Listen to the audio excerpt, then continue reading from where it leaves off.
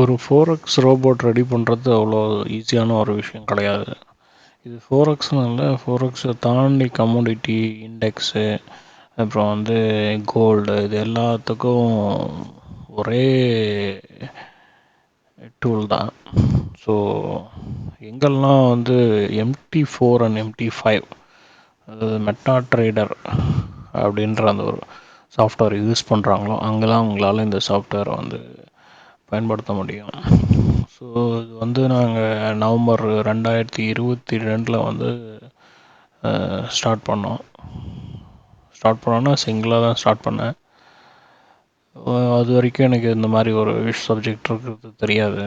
So எல்லாமே நானே செல்ஃபாக லேர்ன் பண்ணி day and night time spend பண்ணி, ஸோ இது ஒரு ஃபுல் ப்ராடக்டாக எப்படியா ரெடி பண்ணிடணும் அப்படின்னு சொல்லிட்டு ரொம்பவே முயற்சி பண்ணி நிறைய எஃபர்ட் போட்டு last 1.5 to 2 years, almost November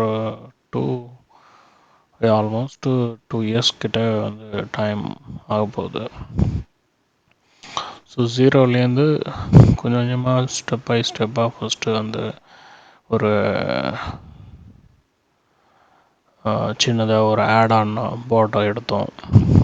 அப்புறம் பைன் ஸ்கிரிப்ட்னு ஒரு ப்ரோக்ராமிங் லாங்குவேஜ், ஸோ அதில் ப்ரோக்ராம் பண்ணி அதுலேருந்து அலர்ட் சென்ட் பண்ணி அந்த அலர்ட்டை ஒரு ஆட்-ஆனுக்கு அனுப்பி, ஸோ அது மூலயமா ஆட்டோமேட் பண்ணோம். அதுக்கப்புறமேலு ஆட்டோமேட் பண்ணி வரக்கூடிய ட்ரேடிங்கை சிக்னலாக கன்வெர்ட் பண்ணி அதை யாரெல்லாம் காப்பி பண்ண முடியுமோ, ஸோ அதுக்கு ஒரு பிளாட்ஃபார்மை ரெடி பண்ணுவோம். காப்பி பண்ணி எப்படி ட்ரேட் பண்ணலாம் அப்படின்னு. ஸோ அதுக்கப்புறம் இன்னும் ஒரு சில டூல்லாம் யூஸ் பண்ணி ஒரு சில லாகிங் இருந்தது. ஸோ பைன் ஸ்கிரிப்ட்லேருந்து அலர்ட்லேருந்து ஆட்-ஆன் போய் ஆட்-ஆன்லேருந்து ஆர்டர் ப்ளேஸ் பண்ணுறதுக்கு கொஞ்சம் டைம் எடுக்கும். ஒரு 5 to 10 seconds டைம் எடுக்கும். சம்டைம்ஸ் ஒரு 20 seconds கூட டைம் எடுக்கும்.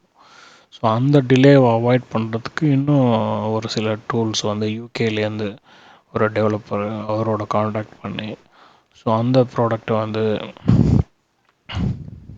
இன்டகிரேட் பண்ணோம்.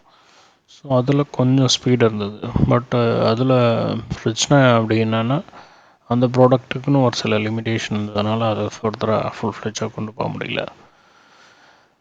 தேர்டு இது எல்லாம் பண்ணும்போது கூடுதலாக மேனுவல் ட்ரேடிங்கும் சைட் பை சைட் பார்த்துக்கிட்டு இருந்தோம். ஸோ அப்போ டைம் பார்த்திங்கன்னா நிறைய நேரம் டெர்மினல் முன்னாடி உக்காந்துக்கிட்டு சார்ட்டை பார்த்துக்கிட்டு, ஸோ எப்போ வாங்கலாம் எப்போ விற்கலாம் அந்த மாதிரிலாம் தொடர்ந்து முயற்சி பண்ணிகிட்டு இருந்தோம்.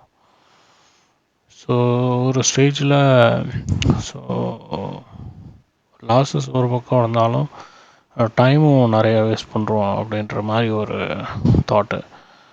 ஸோ அதை ரியலைஸ் பண்ண உடனே என்ன பண்ணியாச்சு, டே அண்ட் நைட் நம்ம டைம் ஸ்பெண்ட் பண்ணுறோம், ஒழுங்கான தூக்கம் இல்லை, ஒழுங்காக ஒரு ப்ரோக்ராமை ஒரு ப்ராடக்டை ரெடி ஆகலை அப்படின்ற மாதிரி தொடர்ந்து டிலே ஆகிட்டே இருந்தது. ஸோ அப்புறம் நம்மளே ஒரு பாட் ரெடி பண்ணக்கூடாது, ஏன் அது ரெடி பண்ணக்கூடாது அப்படின்னு சொல்லிட்டு, ஸோ மெட்டா ட்ரேடர் 4 ஓட ப்ரோக்ராமிங் லாங்குவேஜ் கொஞ்சம் கொஞ்சம் அண்டர்ஸ்டாண்ட் பண்ணிக்கிட்டேன். ஃபஸ்ட்டு லாஜிக் பில்ட் பண்ணோம். ஸோ எப்போ எந்த இடத்துல என்ட்ரு ஆகணும், எந்த இடத்துல எக்ஸிட் ஆகணும்னு சொல்லிவிட்டு, ஸோ அப்புறம் அந்த லாஜிக்கை பேஸ் பண்ணி ப்ரோக்ராம் பில்ட் பண்ணோம்.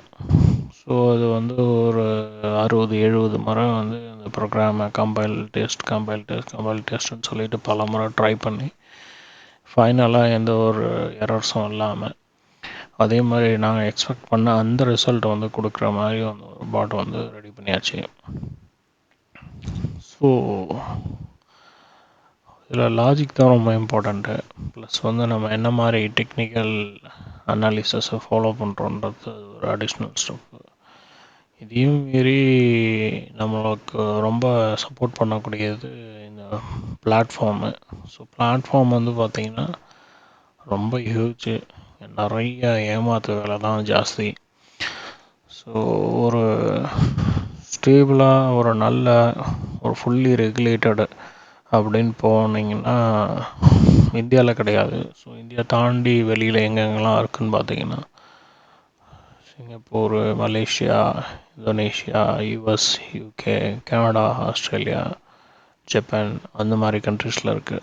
ஸோ நீங்கள் பண்ணணும் அப்படின்னு நினச்சிங்க அப்படின்னா, ஒன்று நீங்கள் அந்த ஊரில் ஒரு ரெசிடெண்ட்டாகி இருந்து உங்களால் வந்து அந்த மாதிரி ரெகுலேட்டட் ப்ரோக்கர்ஸ் மூலயமா ஒரு அக்கௌண்ட் ஓப்பன் பண்ணி, ஸோ அதில் போயிட்டு நீங்கள் உங்களோட இன்வெஸ்ட்மெண்ட்டை போட்டு ப்ளஸ் வந்து ட்ரேடிங் பார்ட்ஸ் எல்லாம் போட்டு ப்ராஃபிட் பண்ணால் அது வந்து ரொம்பவே சேஃபு. ஸோ நம்ம ஊரில் வந்து ரெகுலேட்டட் கிடையாது. ஸோ நம்மளால் அங்கே பண்ண முடியாது. ஸோ இன்கேஸ் வந்து உங்களோட ஃப்ரெண்ட்ஸோ இல்லை வந்து ஃபேமிலி மெம்பர்ஸோ யாரோ வந்து அவுட் சைட் ஆஃப் கண்ட்ரி இருக்காங்க, ஸோ அவங்களுக்கு ஒரு அண்டர்ஸ்டாண்டிங் இருக்குது, ஸோ அவங்களுக்கும் நீங்களும் ஒரு டைப்பில் வந்து பண்ணுறீங்க அப்படின்னா அது வந்து ஃபிசிபிள். பட் எனக்கு தெரியல அது வந்து எந்த அளவுக்கு பாசிபிள்னு சொல்லிட்டு. ஸோ இதில் நிறைய சேலஞ்சஸ் வரும். எப்படின்னா, நீங்கள் காசு போடுவீங்க, ட்ரேடிங் நடக்கும், ஸோ அது உங்களுக்கு ஃபேவராக இல்லாமல் போகும்போது அந்த மார்ஜின் வந்து ஒரு ஷார்ட்டேஜ் கிடைக்கும். மார்ஜின்னா இப்போது ஒரு $1000க்கு 20x லெவரேஜ், அதாவது $20,000 தான் உங்களோட மேக்ஸிமம் கேபிட்டல். அவ்வளோ தூரத்துக்கு தான் ட்ரேட் பண்ண முடியும் ஃபுல்லி ரெகுலேட்டடில். ஸோ இதுவே வந்து அவுட் சைட் ஆஃப் நிறையா ஸ்கேம் ப்ரோக்கர்ஸ்லாம் போனீங்கன்னா ஒரு 500x 1000x எல்லாம் கொடுப்பாங்க. ஸோ அதெல்லாம் வந்து பார்த்திங்கன்னா அவங்க பேக் ஹேண்டில் அவங்களோட ஒரு சிமுலேட்டட் என்விரான்மெண்ட்டில் தான் நீங்கள் ட்ரேட் பண்ணியிருந்தோம்னா அது ஒரிஜினல் ட்ரேடிங் பிளாட்ஃபார்மே கிடையாது. நீங்கள் காசு உள்ளே புஷ் பண்ண அவங்க பேக் ஹேண்டில் ஸ்ப்ரெட் இன்க்ரீஸ் பண்ணி மற்ற வேலையெல்லாம் பண்ணி உங்களோட அக்கௌண்ட்டை ஜீரோ பண்ணுறதுக்கு என்ன பாசிபிள் ஆப்ஷன்ஸ் இருக்கோ எல்லாத்தையும் அவங்க பண்ணிடுவாங்க. ஸோ அதனால் ரெகுலேட்டட் ப்ரோக்கர்ஸில் தான் பண்ணணும். ஸோ அதை பண்ணுறோன்னா இங்கே வந்து கரெக்டான ஒரு ரெசிடெண்ட்டாக இருந்து வந்து பண்ணலாம். நான் அவுட் சைட் ஆஃப் இந்தியாவில் இருக்கிறதுனால so I have the option to two.